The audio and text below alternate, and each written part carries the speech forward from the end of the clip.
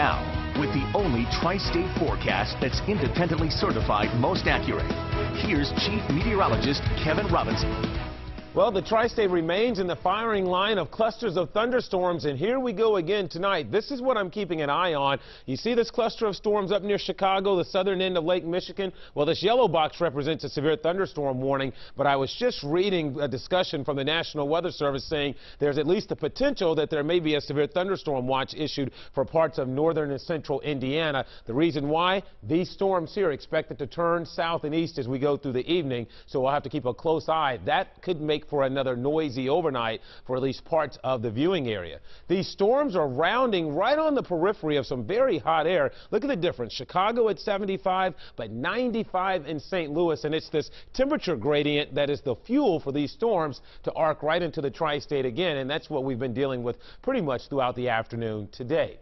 So right now, it's quiet across the area. We've got partly cloudy skies, but very steamy outside. It's 83 at the airport. South breeze at about 8. Look at that dew point at 73. So that means if we get any storms tonight, they'll be able to wring out a lot of moisture, and they could be quite noisy and put on another spectacular light show across the area.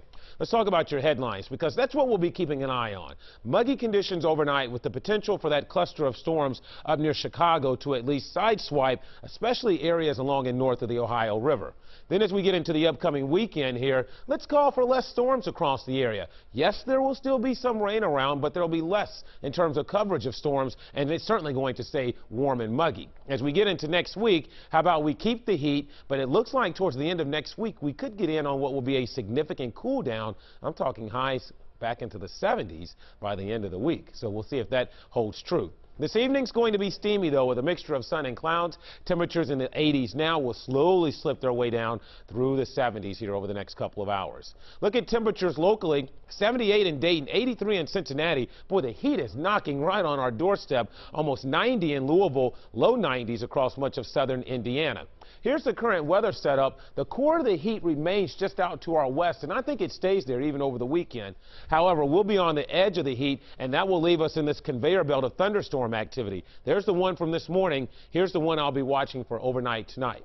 Let me show you Futurecast here, because Futurecast wants to drop that cluster of storms right into the tri-state after midnight tonight. And if this were to happen, then we could have some gusty winds, some dangerous lightning with that activity. So a stormy overnight is certainly possible, and then some storms to start tomorrow, and then we'll get into some steamy sunshine by afternoon, probably see a few pop-up storms, and maybe another cluster of storms for Friday night into Saturday morning. This pattern's not going to really break down until the weekend, when I think we'll see less in the way of storms Saturday afternoon and certainly on Sunday. So 72 for a low tonight. I'll keep an eye on any storms. And then tomorrow, steamy sun, pop-up storms, and then maybe a better chance of storms tomorrow night. Look for a high of around 88. Hey, heat indices tomorrow will be close to 100. Here's a look at your day planner. 70s to start, climbing into the upper 80s by afternoon. And here's your 7-day forecast. You can see there less in the way of storms again Saturday afternoon and on Sunday. Even into early next week, I see less storms. So temperatures will begin to climb some. And there's your cool down towards the end of next week. September and October, though, right around